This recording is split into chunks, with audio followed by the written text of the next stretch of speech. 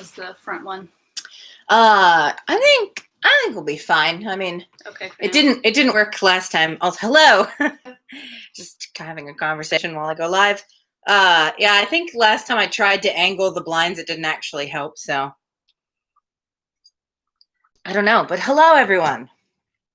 Hello and welcome to another installment of the Isolated Literary Society presents this, whatever this is.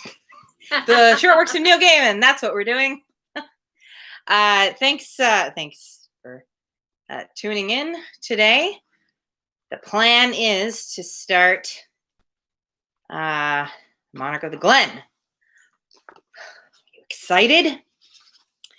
Let's see. I was gonna see if maybe there was a short one I felt like starting with, but I think I'm just gonna launch right into the Monarch of the Glen because it's a long one. It's gonna take more than one day for sure to read, so might as well just kind of get into it. Do not worry, Savvy. I was also late, so we haven't even started yet. Anyway, how's everyone doing? Everybody good? Did anyone do anything nice today that made them happy? I made soup. Turned out great. Everyone survived the weekend? Yeah, I hope everyone survived the weekend. No one was horribly traumatized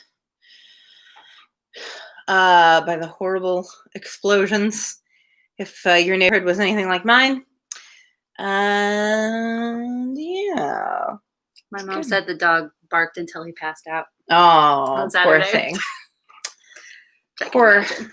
I mean, he also barks at thunder, so. Yeah, no, legit. Pepper completely is totally unfazed. Also totally uninterested in hanging out on the stream today. Sorry. Yeah. He was sitting over there and then he just like wandered away like, ugh, this again. Yeah, he's completely unfazed. He will react to loud noises in the apartment, but like thunder and fireworks, he just doesn't react. It's like, what? Too far removed. Is something happening? Yeah. But that's the same. Aaron, my brother's dogs, he has 2 little dogs. Oh. And they're also completely unfazed by fireworks. Even Bruno. Yeah, even Bruno. Bruno's a Pomeranian. And so if weird. Somebody so much as shuts a door somewhere else in the building, he loses his mind. Yeah. If they're watching a movie or a TV show and like an alarm goes off. I mean, one time Aaron was watching the stream and the rice cooker went off. Yeah. And Bruno was like, oh, what's happening? I wonder if after a certain magnitude, he classifies it as an act of God that he has no control somebody else's over. problem. And so he just is like resigned to his fate, whatever it might be. Yeah. If it's nearby, if it's like close, then he's like, I must do something about this. If it's far enough away, maybe he's like, that's some other dog's problem. If it's coming from the heavens, yeah, maybe we all survive the night. Anyway, I hope all of you also have pets who are completely unfazed by fireworks. All right. Let's get into it. Oh, Savvy, I'm sorry your dogs are not fireworks fans. At least they have you to take care of them. Give them cuddles and tell them it's going to be okay. All right. Let's get into it. The Monarch of the Glen, an American Gods novella. Now, Pepper. Poor thing. He just bonked his butt on the coffee table while jumping up. A little too. Okay, we'll go. Before we start, here's a little Pepper cameo. Come on, Pepper, turn around. Let him see your cute face. While you're looking at this adorable cat, I'm going to tell you guys a little content warning. There is some dark stuff in this particular novella. There is a reference to child abuse, and there's some just some weird stuff. So just kind of give everybody a heads up that's happening. I decided that I was not going to read Keepsakes and Treasures, which is also from this collection, and is also technically set in the American Gods universe, and features 2 of the characters from Monarch of the Glen. I decided I'm not going to read that one because, there's some sexual misconduct, to put it mildly, in that story. And I was like, you know what? I don't feel like reading that right now, and I don't know that anybody needs to hear it. So it's a good story. It's well written. It's interesting. I recommend it in a general sense. If that kind of stuff doesn't upset you so much, you can always read the book or get the audiobook and have Neil read it to you. And then his gentle, placid English accent will make it all sound okay. All right. At least more palatable.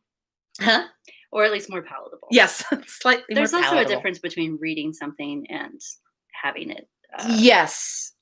read to you. Yeah, definitely. I agree. All right, so I'm going to get into this, and also disclaimer, I'm not going to really, I might kind of vaguely attempt, but I'm not going to actually properly attempt to do all the accents, because this story is set in Scotland. And at least one of the characters who is not Scottish mentions which specific English accent he ought to have. And I'm strangely I let's know. read this story. Or at least he's one of the characters mentions being from Birmingham, and yeah, Neil Gaiman could do the accent. I'm not going to try it. It ought not to be attempted. All right, Monarch of the Glen, an American Gods novella. She herself is a haunted house. She does not possess herself. Her ancestors sometimes come and peer out of windows of her eyes, and that is very frightening. Angela Carter, The Lady of the House of Love. 1. If you ask me, said the little man to Shadow, you're something of a monster. Am I right? They were the only two people, apart from the barmaid, in the bar of a hotel in a town on the north coast of Scotland. Shadow had been sitting there on his own, drinking a lager, when the man came over and sat at his table. It was late summer, and it seemed to Shadow that everything was cold and small and damp. He had a small book of pleasant local walks in front of him, and was studying the walk he planned to do tomorrow along the coast, towards Cape Wrath. He closed the book. I'm American, said Shadow, if that's what you mean. The little man cocked his head to one side, and he winked theatrically. He had steel gray hair, and a gray face, and a gray coat, and he looked like a small-town lawyer. Well, perhaps that is what I mean at that, he said. Shadow had had problems understanding Scottish accents in his short time in the country, all rich burrs and strange words and trills, but he had no trouble understanding this man. Everything the little man said was small and crisp, each word so perfectly enunciated that it made Shadow feel like he himself was talking with a mouthful of oatmeal. The little man sipped his drink and said, So, you're American. Oversexed, overpaid, and over here, eh? Do you work on the rigs? Sorry? An oil man? Out on the big metal platforms. We get oil people up here from time to time. No, I'm not from the rigs. The little man took out a pipe from his pocket and a small penknife and began to remove the dottle from the bowl. Swear to God, I've never heard the word dottle so many times in my life as are in this book. I have never heard it before at all, so. I don't know that I'd ever heard it before either, but I'm pretty sure you hear it at least 3 times in this collection alone. It's pretty sure it's at least twice in a study in Emerald. Oh, possibly, and I just didn't know. Yes, because he's talking about the pipe and the ash. Anyway, yeah, pretty sure he mentions dottle at least once. Yeah, D-O-T-T-L-E, new word for you. Yeah. Did I forget to mention this is after the events of American Gods? In case you didn't know that, if you have not read, figured, yes, it wouldn't make sense for it to be before or during. Yeah, so yeah. If you've read American Gods, yes. If you haven't, if you then have not read American Gods, this will vaguely spoil, in a very general sense, what American Gods is kind of all about, but not a lot. Sounds good. So I think that's safe to say. You could read this and then read American Gods, and you just be like, oh, that's what they were talking about. I get you. All right. Little man takes the dottle. Okay. Then he tapped it out into the ashtray. They have oil in Texas, you know, he said after a while, as if he were confiding a great secret. That's in America. Yes, said Shadow. He thought about saying something about Texans believing that Texas was actually in Texas, but he suspected he'd have to start explaining what he meant, so he said nothing. Good call. Shadow had been away from America for the better part of 2 years. He had been away when the towers fell. He told himself sometimes that he did not care if he ever went back, and sometimes he almost came close to believing himself. He had reached the Scottish mainland 2 days ago, landed in Thurso on the ferry from the Orkneys, and had traveled to the town he was staying in by bus. The little man was talking. So there's this Texas oil man down in Aberdeen. He's talking to an old fellow he meets in a pub, much like you and me meeting, actually. And they get to talking, and the Texan, he says, back in Texas, I get up in the morning and I get in my car. I won't try to do the accent, if you don't mind. See, if he's not going to do it, I'm not going to. Yeah. I'll turn the key in the ignition, put my foot down on the accelerator, what you call the gas pedal, said Shadow helpfully. Right. Put my foot down on the gas pedal at breakfast, and by lunchtime, I still won't have reached the edge of my property. And the canny old Scot, he just nods and says, aye, well, I used to have a car like that myself. Good joke. The little man laughed raucously to show that the joke was done. Shadow smiled and nodded to show that he knew it was a joke. What are you drinking? Lager? Same again over here, Jenny love. Mine's a Lagavulin. I just want to point out that the first time I heard him read this story, I had not read it in print. And his choice of Lagavulin for the scotch that the little man is drinking was very confusing to me because he just said the word lager and he's speaking in a Scottish accent. So I thought he was like, mine's a Lagervulin. I'm like, is that like a kind of lager? Oh. It seems weird to say it that way. And it wasn't until like a year later, I think, I saw a reference to the brand of scotch, Lagavulin, and I went, oh. Oh, how's that spelled? Lagavulin. Okay. I feel like you could have picked another brand of scotch. Was it really important that this character drink Lagavulin? Maybe. Scotch people are very particular about things. Mm-hmm. All right. Scotch. The little man tamped tobacco from a pouch into his pipe. Did you know that Scotland's bigger than America? There had been no one in the hotel bar when Shadow came downstairs that evening, just the thin barmaid reading a newspaper and smoking her cigarette. He'd come down to sit by the open fire as his bedroom was cold, and the metal radiators on the bedroom wall were colder than the room. He hadn't expected company. No, said Shadow, always willing to play straight man. I didn't. How do you reckon that? It's all fractal, said the little man. The smaller you look, the more things unpack. It could take you as long to drive across America as it would to drive across Scotland if you did it the right way. It's like you look on a map and the coastlines are solid lines, but when you walk them, they're all over the place. I saw a whole program on it on the telly the other night. Great stuff. Okay, couldn't resist rolling the R on that one. Hey, if you can roll an R, you might as well. Great stuff. It also just reminds me, I don't know if this was an intentional reference or it's just total coincidence, but there's a Scottish poet named, oh shoot, his name just jumped out of my head. Assuming you're not thinking of Robert Burns. No. No. Ivor Cutler. Mm. More contemporary. Yes. Anyway, he has he recorded an album in the 70s of him reading his poems. And I have a couple of the recordings a friend sent me. And in one of them, he says, great stuff. My brain was like, gotta say it. Okay. Nice. Okay, said Shadow. Sorry, I'm going to talk less. The little man's pipe lighter flamed, and he sucked and puffed until he was satisfied that the pipe was burning well. Then he put the lighter, the pouch, and the penknife back in his coat pocket. Anyway, said the little man. I believe you're planning on staying here through the weekend. Yes, said Shadow. Are you with the hotel? No. Truth to tell, I was standing in the hall when you arrived. I heard you talking to Gordon on the reception desk. Shadow nodded. He had thought that he had been alone in the reception hall when he had registered, but it was possible that the little man had passed through. But still, there was a wrongness to this conversation. There was a wrongness to everything. Jenny, the barmaid, put their drinks on the bar. £5.20, she said. She picked up her newspaper and started to read once more. The little man went to the bar, paid, and brought back the drinks.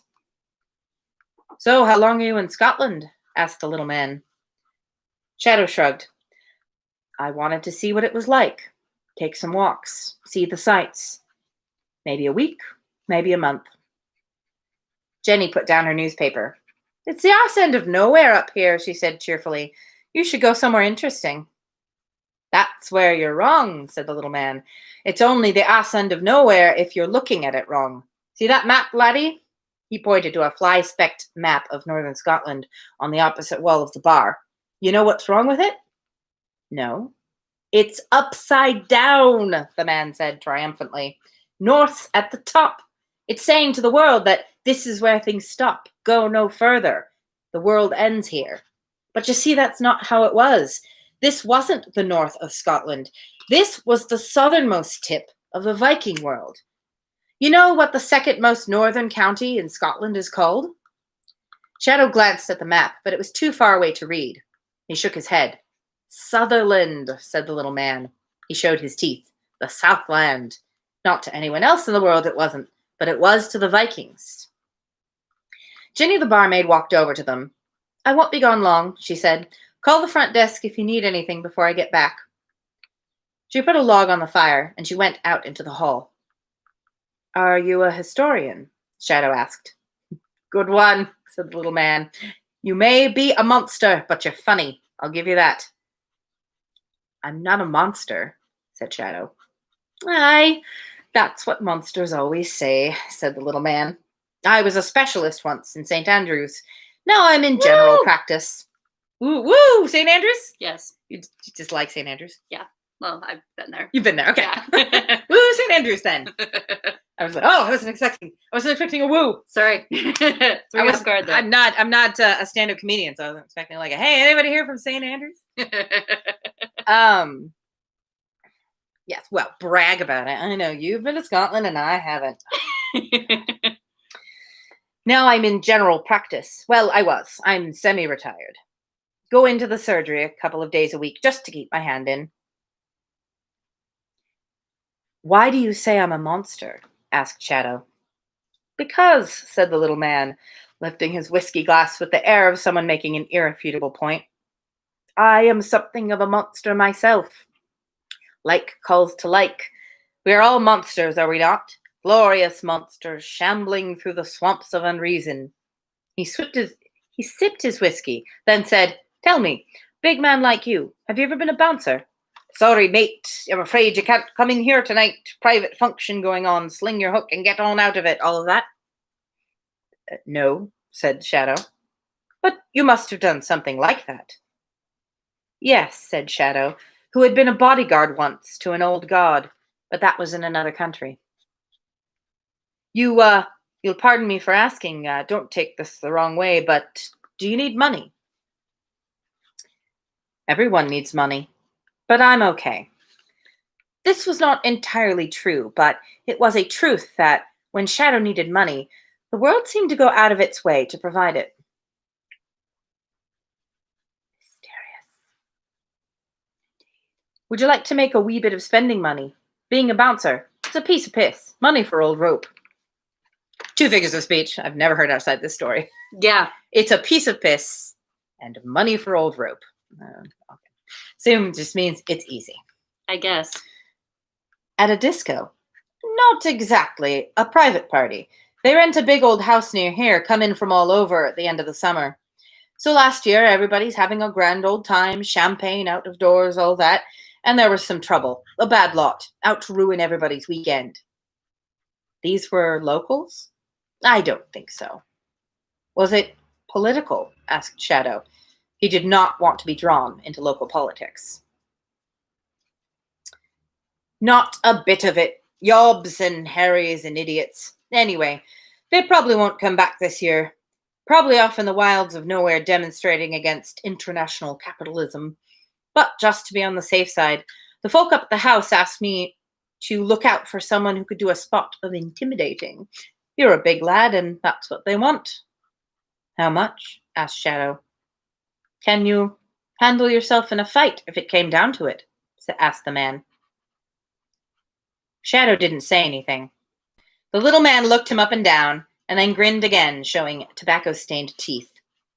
£1,500 for a long weekend's work. That's good money, and it's cash. Nothing you'd ever need to report to the tax man. This weekend coming? Said Shadow. Starting Friday morning. It's a big old house. Part of it used to be a castle west of Cape Wrath. I don't know, said Shadow. If you do it, said the little grey man, you'll get a fantastic weekend in a historical house, and I can guarantee you'll get to meet all kinds of interesting people. Perfect holiday job.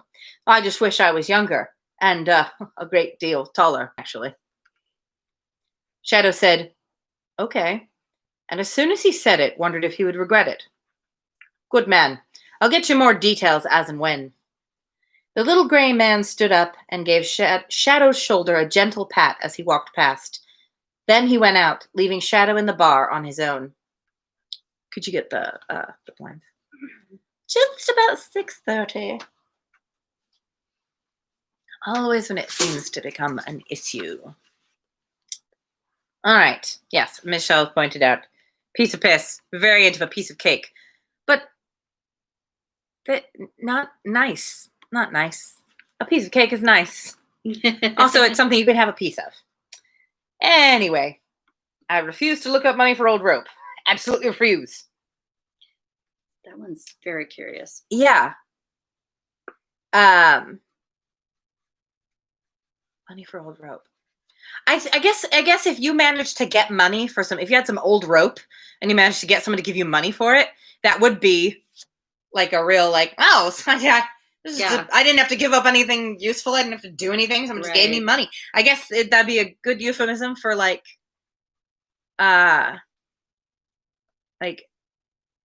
something that's it's easy money. Basically. Easy money. Yeah. Easy money.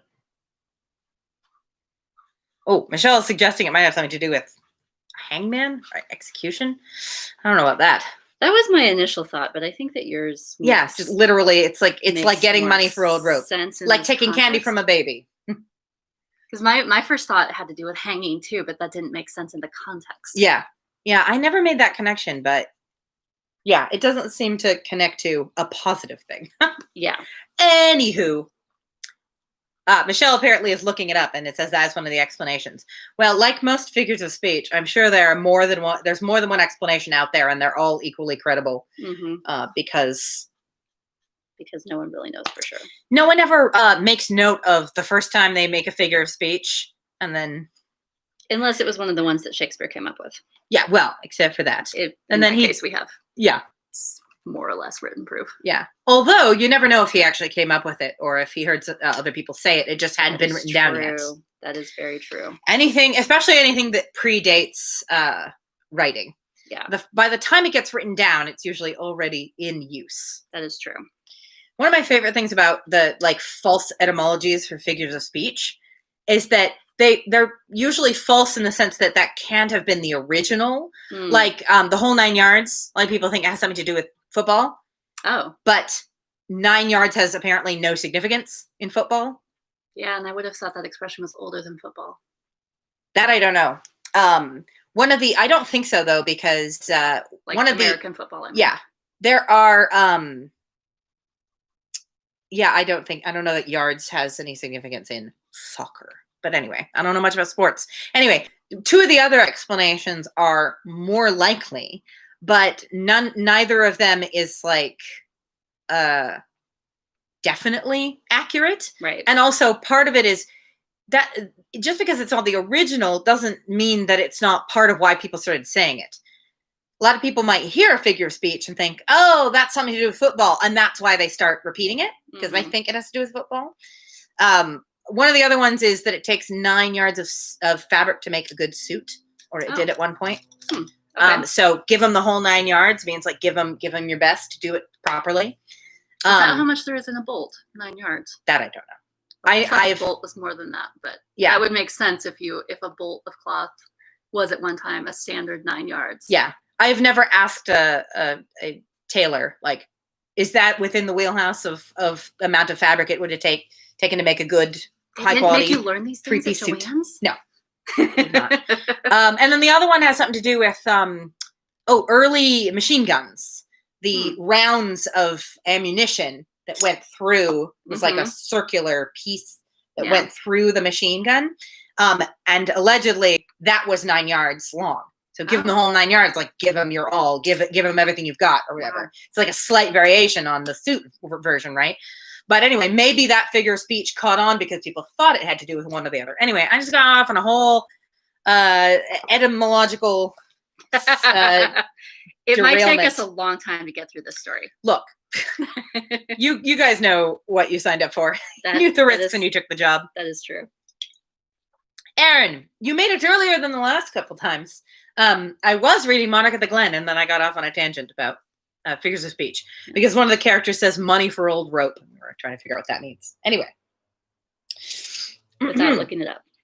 Without actually looking it up. Yes, because I refuse to do so. Not looking up things while I'm live. I'm just going to think about it. All right. 2, section, chapter, whatever. 2. Shadow had been on the road for about 18 months. He had backpacked across Europe and down into northern Africa. I guess I should say, Erin, I don't know if you've read this story yet, but it's set after the events of American Gods. All that you've missed so far is that Shadow is backpacking through Scotland, and he just met a very strange little old man in a bar who's convinced him to get paid to be a bodyguard at a party for the weekend, and he suspects that he may have made a bad choice. Shadow had been on the road for about 18 months. He had backpacked across Europe and down into northern Africa.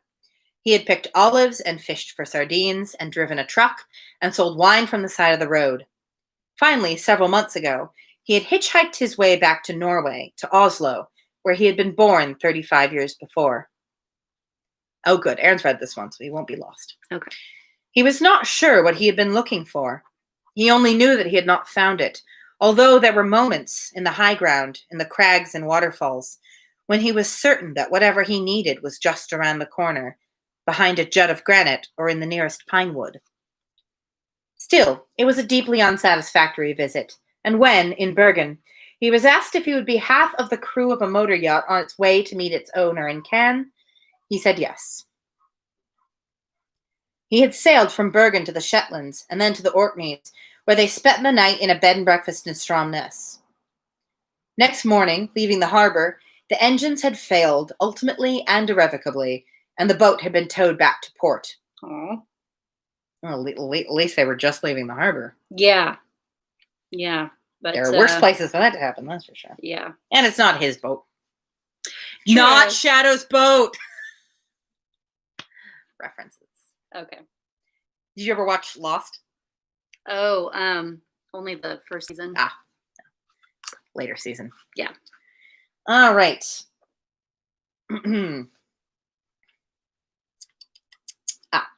Bjorn, who was the captain and the other half of the crew, stayed with the boat to talk to the insurers and field angry calls from the boat's owner. Shadow saw no reason to stay. He took the ferry to Thurso on the north coast of Scotland. He was restless. At night, he dreamed of freeways, of entering the neon edges of a city where the people spoke English. Sometimes it was in the Midwest, sometimes it was in Florida, sometimes on the East Coast, sometimes on the West. When he got off the ferry, he bought a book of scenic walks and picked up a bus timetable, and he set off into the world. Jenny the barmaid came back and started to wipe all the surfaces with a cloth. Her hair was so blonde it was almost white, and it was tied up at the back in a bun. "So, what is it people do around here for fun?" asked Shadow. "They drink, they wait to die," she said, "or they go south. That pretty much exhausts your options." "You sure?" "Well, think about it. There's nothing up here but sheep and hills.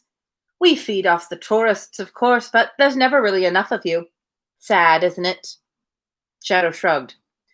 "Are you from New York?" she asked.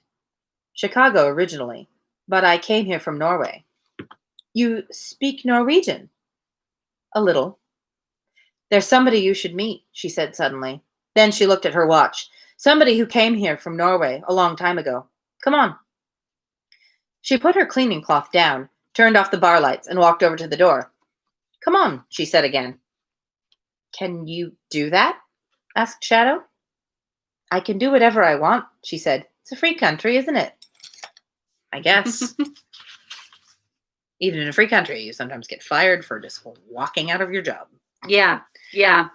Typically, actually. Typically, yes. Just wandering out. Unless you also own the joint, in which case you can close up whenever you want. Yes, and I mean, I'm absolutely sure that in this particular bar, where there's hardly anybody staying in the hotel, and the one guest who has made use of the hotel you are taking with you, right? I guess that's probably fine. Yeah, that's not what she said. That's still an odd expression because she's that particular. Yes, it is. She locked the bar with a brass key. She walked into the reception hall. "Wait here," she said. She went through a door marked private and reappeared several minutes later, wearing a long brown coat. "Okay, follow me." They walked out into the street. "So, is this a village or a small town?" asked Shadow. "It's a fucking graveyard," she said. "Up this way. Come on." They walked up a narrow road. The moon was huge and a yellowish brown. Shadow could hear the sea, although he could not yet see it. "You're Jenny?" he asked. "That's right. And you?" "Shadow." "Is that your real name?" "It's what they call me," which is the only real option for a response to the question, "Is that your real name?" If you're trying to be polite, anyway. It is interesting. None of your damn business. In Spanish, you don't usually say "my name is." You say "I am called." Like that's the most common form of speech is to ask someone what they are called. That is how I was taught to say it in French.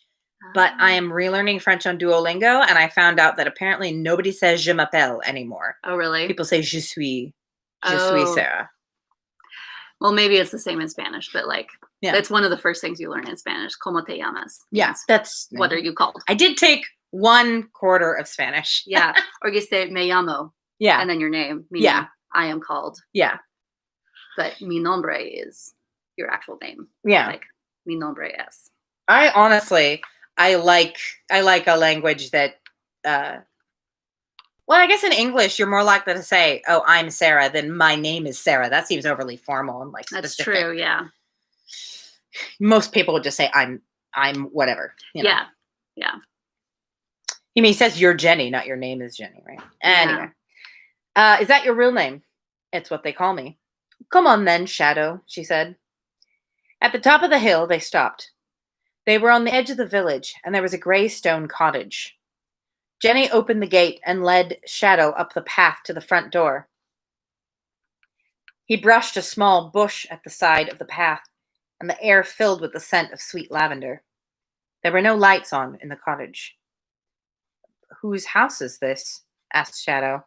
It looks empty. Don't worry, said Jenny. She'll be home in a second. She pushed open the unlocked front door, and they went inside. She turned on the light switch by the door.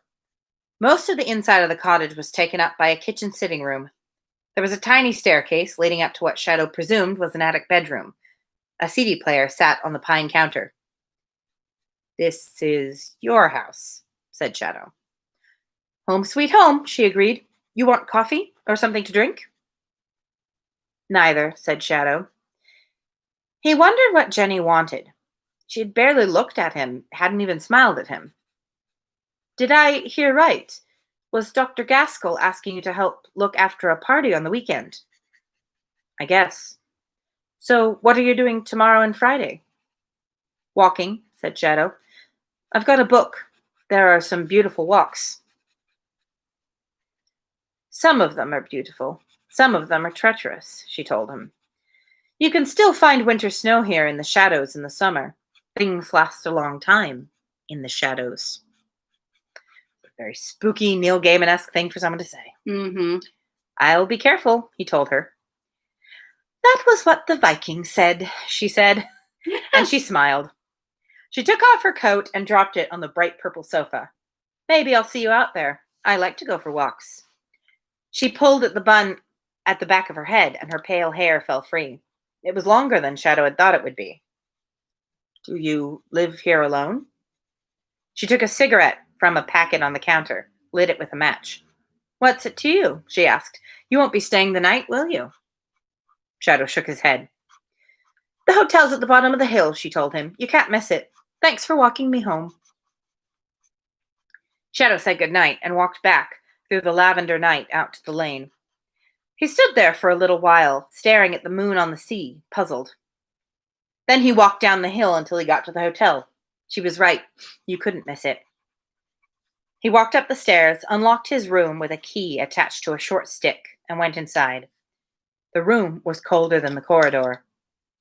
He took off his shoes and stretched out on the bed in the dark. Like Aaron writes in all caps, I am called Aaron, he said casually. Actually, yeah, when you think about it, in English, to say I'm called this seems to specifically imply it's not your real name. Not your given name. Not like an epithet. Perhaps. Yeah, not your given name. Title that you have earned. Yeah, but also not like your chosen name either. It's kind of like it seems like you're specifically saying this is a nickname. I might not even like it, but I am called this. I am just stating people call me this. Yeah. How do I feel about it? It's not implied. Yeah.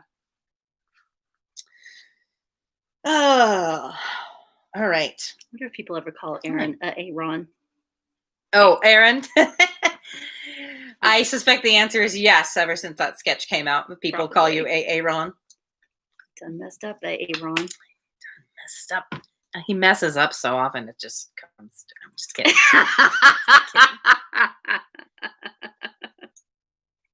Somebody once read my name and called me Sahara. Oh, really? Yeah. Weird. I mean, that's weird. Are your eyes okay? Yeah. I mean, I'm sure there's somebody in the world named Sahara. Or Sahara. Mean, if they're gonna mess up, that's at least an elegant sounding mistake. Yeah.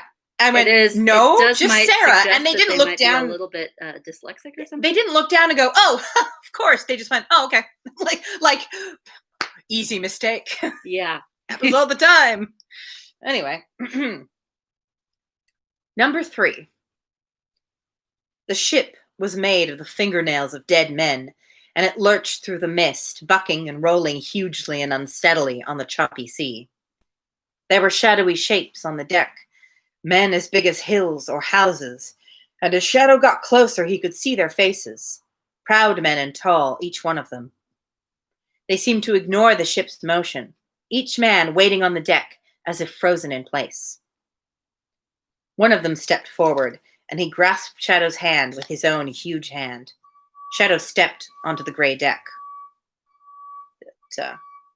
Truck backing up noise is really spoiling the sort of spooky dream-like quality of this paragraph. Welcome to this accursed place, said the man, holding Shadow's hand in a deep gravel voice. Hail, called the men on the deck. Hail, Sunbringer! Hail, Baldur! The name on Shadow's birth certificate was Baldur Moon, but he shook his head. I am not him, he told them. I am not the one you were waiting for. We are dying here, said the gravel-voiced man, not letting go of Shadow's hand. It was cold in the misty place between the worlds of waking and the grave. Salt spray crashed on the bows of the gray ship, and Shadow was drenched to the skin. Bring us back, said the man holding his hand. Bring us back or let us go. Shadow said, I don't know how. At that, the men on the deck began to wail and howl. Some of them crashed the hafts of their spears against the deck. Others struck the flats of their short swords against the brass bowls at the center of their leather shields, setting up a rhythmic din accompanied by the cries that moved from sorrow to a full-throated berserker ululation. A seagull was screaming in the early morning air. The bedroom window had blown open in the night and was banging in the wind. Shadow was lying on top of his bed in the narrow hotel room. His skin was damp, perhaps with sweat. Another cold day at the end of the summer had begun. The hotel packed him a Tupperware box containing several chicken sandwiches, a hard-boiled egg, a small packet of cheese and onion crisps, and an apple. Gordon, on the reception desk, who handed him the box, asked when he'd be back, explaining that if he was more than a couple of hours late, they'd call out the rescue services and ask for the number of Shadow's mobile phone. Shadow did not have a mobile phone. I say mobile in the UK. We say mobile here, but we also don't say mobile phone. It's true. When we do say it, we pronounce it mobile, but we don't say it. I think that's so funny that cell phones became cells or cell phones here and became mobiles or mobile phones there. Yeah, just latching onto a different part of the... Yeah. I mean, mobile makes more sense in just a offhand sort of way. Yeah, but it's based on the technology, so it's like cellular. Yeah. Mobile phone or mobile phone makes more sense from a layman's perspective. Everybody understands what that means. Right. Yeah, now we just call them phones because it's true. Landlines are going the way of the dodo. Savvy pointed out that everyone mispronounces their full name. What is your full name, Savvy? I know another Savvy, which is short for Savea, but you may be short for something else. Savannah? I don't know the origin of Savea, but I've never met any other Saveas. Anyway. Oh, yes, sandwiches, mobile phone, got it. He set off on the walk, heading out towards the coast. It was beautiful, a desolate beauty that chimed and echoed with the empty places inside Shadow. He had imagined Scotland as being a soft place, all gentle, heathery hills, but here on the north coast, everything seemed sharp and jutting, even the gray clouds that scudded across the pale blue sky. It was as if the bones of the world showed through. He followed the route in his book, across the scrubby meadows and past splashing burns, up rocky hills and down. Sometimes he imagined he was standing still and the world was moving underneath him, that he was simply pushing it past with his legs. The route was more tiring than he had expected. He had planned to eat at 1 o'clock, but by midday his legs were tired and he wanted a break. He followed his path to the side of a hill, where a boulder provided a convenient windbreak, and he crouched to eat his lunch. Well, apparently Savvy is short for Savannah. Now, how would people mispronounce Savannah? It's the name of a relatively famous city. And also, like, the African Savannah. Yeah. Are there people who have never heard of either of those things? The Savannah as a type of land, or Savannah, Georgia? I find it amazing that there are people who have never heard of at least one or the other, and would look at that and go, I don't know, Savannah or something like that. It takes all kinds. He had thought, wait, where was I? He crouched to eat his lunch. In the distance ahead of him, he could see the Atlantic. He had thought himself alone.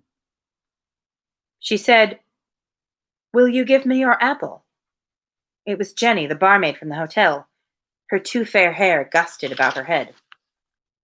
"Hello, Jenny," said Shadow. He passed her his apple. She pulled a clasp knife from the pocket of her brown coat and sat beside him. "Thanks," she said. "So," said Shadow, "from your accent, you must have come from Norway when you were a kid. I mean, you sound like a local to me." "Did I say I came from Norway?" "Well, didn't you?" She speared an apple slice and ate it fastidiously from the tip of the knife blade, only touching it with her teeth. She glanced at him.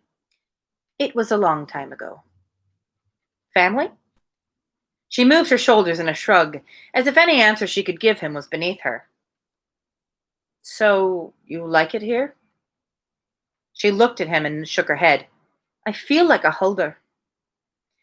He'd heard that word before in Norway. "Aren't they a kind of troll?" "No, they're mountain creatures, like the trolls, but they come from the woods, and they are very beautiful. Like me." She grinned as she said it, as if she knew that she was too pallid, too sulky, and too thin ever to be beautiful. "They fall in love with farmers." "Why?" "Damned if I know," she said, "but they do. Sometimes the farmer realizes he is talking to a Hulder woman because she has a cow's tail hanging down behind, or worse, sometimes from behind there is nothing there. She's just hollow and empty like a shell. Then the farmer says a prayer or runs away, flees back to his mother or his farm. But sometimes the farmers do not run. Sometimes they throw a knife over her shoulder, or just smile, and they marry the Hulder woman. Then her tail falls off. But she is still stronger than any human woman could ever be, and she still pines for her fit home in the forests and the mountains. She will never be truly happy. She will never be human. What happens to her then? Asked Shadow. Does she age and die with her farmer? She had sliced the apple down to the core. Now, with a flick of the wrist, she sent the apple core arcing off the side of the hill. When her man dies, I think she goes back to the hills and the woods. She stared out at the hillside. There's a story about one of them who was married to a farmer who didn't treat her well. He shouted at her, wouldn't help around the farm. He came home from the village drunk and angry. Sometimes he would beat her. Now, one day she's in the farmhouse, making up the morning's fire, and he comes in and starts shouting at her, for his food is not ready, and he is angry. Nothing she does is right. He doesn't know why he married her, and she listens to him for a while, and then, saying nothing, she reaches down to the fireplace and picks up the poker, a heavy black iron jobby. She takes that poker and, without an effort, she bends it into a perfect circle, just like her wedding ring. She doesn't grunt or swear. She doesn't grunt or sweat. She just bends it like you'd bend a reed. And her farmer sees this, and he goes white as a sheet and doesn't say anything else about his breakfast. He's seen what she did to the poker, and he knows that at any time in the last 5 years she could have done the same to him. And until he died, he never laid another finger on her, never said one harsh word. Now you tell me something, mister, everybody calls you Shadow. If she could do that, why did she let him beat her in the first place? Why would she want to be with someone like that? You tell me. Maybe, said Shadow, she was lonely. She wet the blade of the knife on her jeans. Dr. Gaskell kept saying you were a monster, she said. Is it true? I don't think so, said Shadow. Pity, she said. You know where you are with monsters, don't you? You do? Absolutely. At the end of the day, you're going to be dinner. Talking about which, I'll show you something. She stood up and led him to the top of the hill. See, over there, on the far side of that hill where it drops into the glen, you can just see the house where you'll be working at this weekend. Do you see it over there? No. Look, I'll point. Follow the line of my finger. She stood close to him, held out her hand, and pointed to the side of a distant ridge. He could see the overhead sun glinting off something he supposed was a lake, or a loch, he corrected himself. He was in Scotland, after all. And above that, a grey outcropping on the side of the hill. He'd taken it for rocks, but it was too regular to be anything but a building. That's the castle. I'd not call it that. Just a big house in the glen. Have you been to one of the parties there? They don't invite locals, she said, and they wouldn't ask me. You shouldn't do it anyway. You should say no. They're paying good money, he told her. She touched him then for the first time, placing her pale fingers on the back of his dark hand. And what good is money to a monster? She asked, and smiled, and Shadow was damned if he didn't think that maybe she was beautiful at that. And then she put down her hand and walked away. Well, she said, shouldn't you be off on your walk? You've not got much longer before you'll have to start heading back again.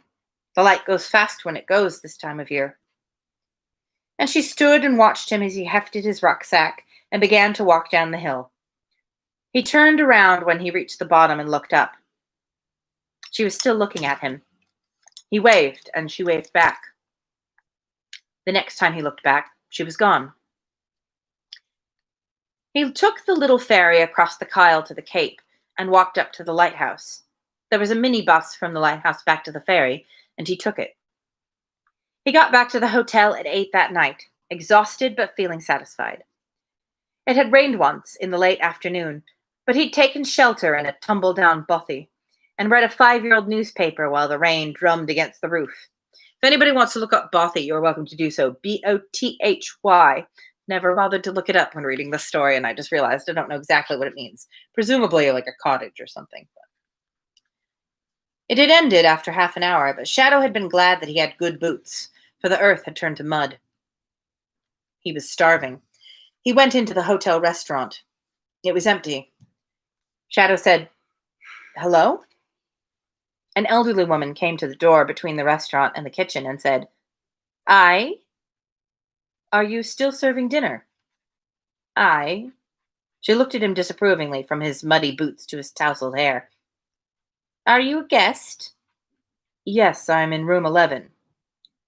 "Well, you'll probably want to change before dinner," she said. "It's kinder to the other diners." "So you are serving?" "Aye." She went up to his room. He went up to his room. Oh my. Almost made this very salacious. Oh, hi, Pepper. Can you say hello? I just thought maybe she was extremely insistent upon him changing. She took him by the ear, dragged him up to his room. Like, and also watch behind your ears. No, Pepper. What a cutie you are. Even though you pooped on the floor earlier today, I think I need to clean it up. Gosh. Yeah. He's an old man. That is true. That's what happens when you attain the ripe old age of 17. Yeah. Very true. All right. Pepper's like, excuse me. I wasn't done with you. All right. He went up to his room, dropped his rucksack on the bed, and took off his boots. He put on his sneakers, ran a comb through his hair, and went back downstairs. The dining room was no longer empty. 2 people were sitting at a table in the corner, 2 people who seemed different in every way that 2 people could be different. A small woman who looked to be in her late 50s, hunched and bird-like at the table, and a young man, big and awkward and perfectly bald. Shadow decided they were a mother and son.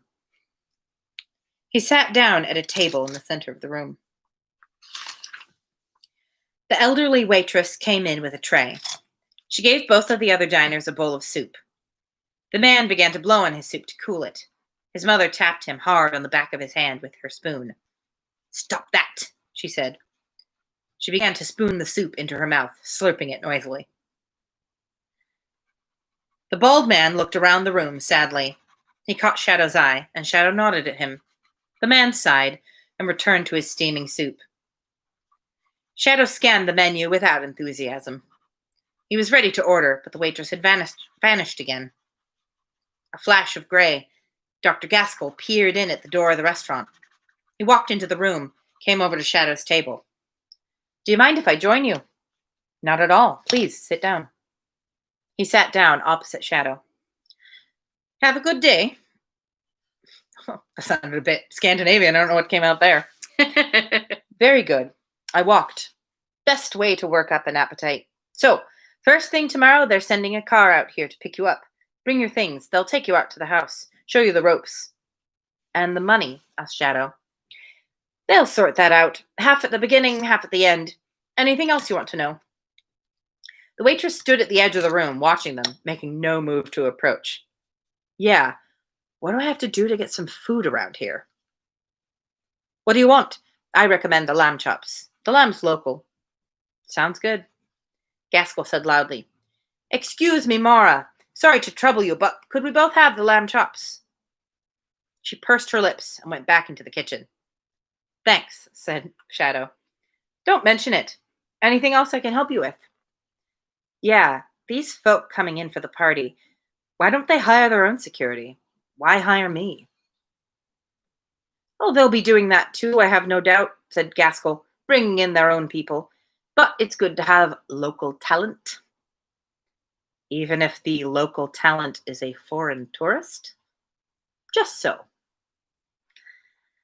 Mara brought 2 bowls of soup, put them down in front of Shadow and the doctor. "They come with the meal," she said. The soup was too hot, and it tasted faintly of reconstituted tomatoes and vinegar. Shadow was hungry enough that he'd finished most of the bowl off before he realized that he did not like it. "You said I was a monster," said Shadow to the steel-gray man. "I did." "You did? Well, there's a lot of monsters in this part of the world." He tipped his head towards the couple in the corner. The little woman had picked up her napkin, dipped it into her water glass, and was dabbing vigorously with it at the spots of crimson soup on her son's mouth and chin. He looked embarrassed. It's remote. We don't get into the news unless a hiker or a climber gets lost or starves to death. Most people forget we're here. The lamb chops arrived on a plate with overboiled potatoes, underboiled carrots, and something brown and wet that Shadow thought might have started life, a spinach. Gross. I know. It's like, oh, what a crime to do that to spinach. He started to cut at the chops with his knife. The doctor picked up his in his fingers and began to chew. You've been inside, said the doctor. Inside. Prison. You've been in prison. It wasn't a question. Yes. So you know how to fight. You could hurt someone if you had to. Shadow said, if you need someone to hurt people, I'm probably not the guy you're looking for. The little man grinned with greasy gray lips. I'm sure you are. I was just asking. You can't give a man a hard time for asking. Anyway, he's a monster, he said, gesturing across the room with a mostly chewed lamb chop. The bald man was eating some kind of white pudding with a spoon. So's his mother. They don't look like monsters to me, said Shadow. Ha, I'm teasing you, I'm afraid. Local sense of humor. They should warn you about mine when you enter the village. Warning, loony old doctor at work. Talking about monsters. Forgive an old man. You mustn't listen to a word I say. A flash of tobacco-stained teeth. He wiped his hands and mouth on his napkin. Mora, we'll be needing the bill over here. The young man's dinner is on me. Yes, Dr. Gaskell. Remember, said the doctor to Shadow, 8:15 tomorrow morning. Be in the lobby. No later. They're busy people. If you aren't there, they'll just move on, and you'll have missed out on £1,500 for a weekend's work. The bonus, if they're happy. Shadow decided to have his after-dinner coffee in the bar. There was a log fire there after all. He hoped it would take the chill from his bones. Gordon from reception was working behind the bar. Jenny's night off? Asked Shadow. What? Oh, no, she was just helping out. She'll do it if we're busy sometimes. And you're so busy right now, clearly. Right, yeah. Mind if I put another log on the fire? Help yourself. If this is how the Scots treat their winters, thought Shadow, remembering something Oscar Wilde had once said, they don't deserve to have any. The bald young man came in. He nodded a nervous greeting to Shadow. Shadow nodded back. The man had no hair that Shadow could see, no eyebrows, no eyelashes. It made him look babyish and unformed. Shadow wondered if it was a disease or if it was a side effect of chemotherapy. He smelled of damp. I heard what he said, stammered the bald man. He said I was a monster. He said my ma was a monster too. I've got good ears on me. I don't miss much. He did have good ears on him. They were a translucent pink, and they stuck out from the side of his head like the fins of some huge fish. You've got great ears, said Shadow. You taking the mickey? The bald man's tone was aggrieved. He looked like he was ready to fight. He was only a little shorter than Shadow, and Shadow was a big man. If that means what I think it does, not at all. The bald man nodded. That's good, he said. He swallowed and hesitated. Shadow wondered if he should say something conciliatory, but the bald man continued. It's not my fault making all that noise. I mean, people come up here to get away from the noise and the people. Too many damned people up here anyway. Why don't you just go back to where you came from and stop making all that bloody noise? He spelled it B-L-U-I-D-Y. It's very important that you pronounce that correctly. Bloody. Bloody. Bloody. Bluedy. There's a sticker on my laptop, which previously belonged to my friend Strangely, which spells out how to pronounce no in Australia, which is N-O-E-I-U-A. No. They use all the vowels. All the vowels. All the vowels. Oh, no. No. I don't even know, man.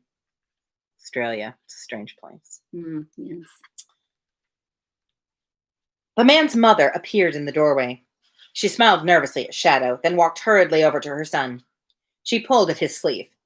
Now then, she said, don't get yourself all worked up over nothing. Everything's all right. She looked up at Shadow, bird-like, placatory. I'm sorry. I'm sure he didn't mean it. She had a length of toilet paper sticking to the bottom of her shoe, and she hadn't noticed yet. Everything's all right, said Shadow. It's good to meet people. She nodded. That's all right, then, she said. Her son looked relieved. He's scared of her, thought Shadow. Come on, pet, said the woman to her son. She pulled at his sleeve, and he followed her to the door. Then he stopped obstinately and turned. You tell them, said the bald young man, not to make so much noise. I'll tell them, said Shadow.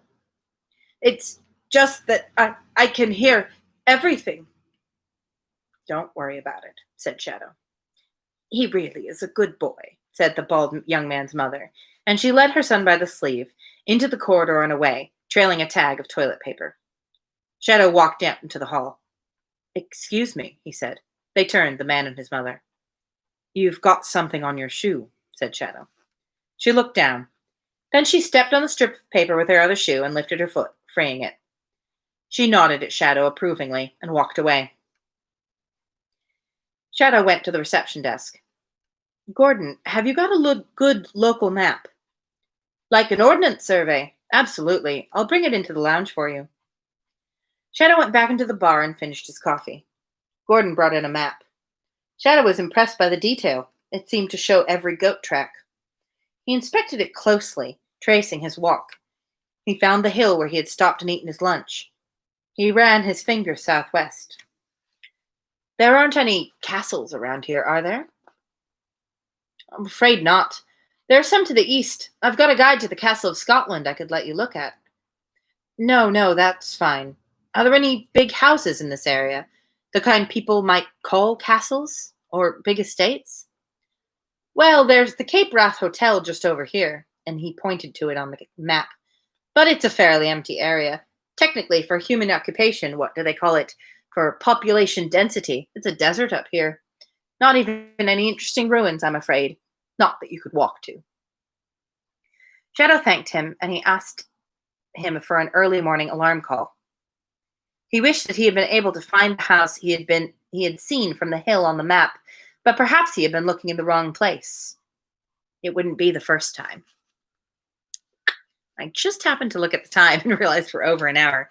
I was not really paying attention. This is a long chapter. So I'm going to end it right there at that point, even though we're not quite finished. I feel like the next scene kind of is its own thing. So we shall pick it up tomorrow with more of Monarch of the Glen. Thank you, everyone, for listening.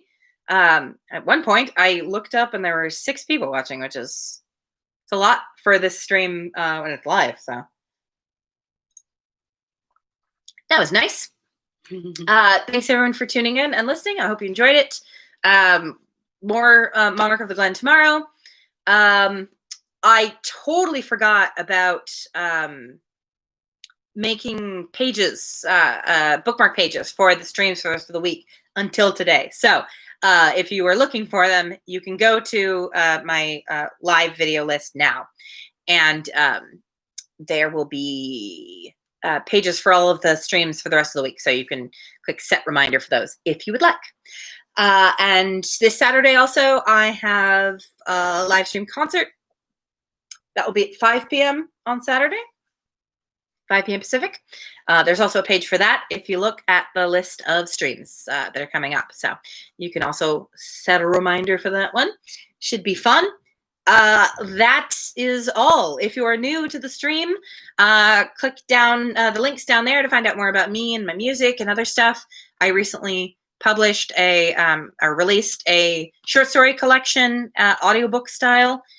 3 short stories written by me, read by me and my friends with original music. It's pretty cool. You can go down there and you can stream it totally for free. If you want to pay to download it, that's also great. Much appreciated. But, if you are like so many of us, not in a position to make non-essential purchases right now, please feel free to just listen to it and enjoy it, I hope. So that is it for today. Thanks, everybody. And I will hopefully see you tomorrow.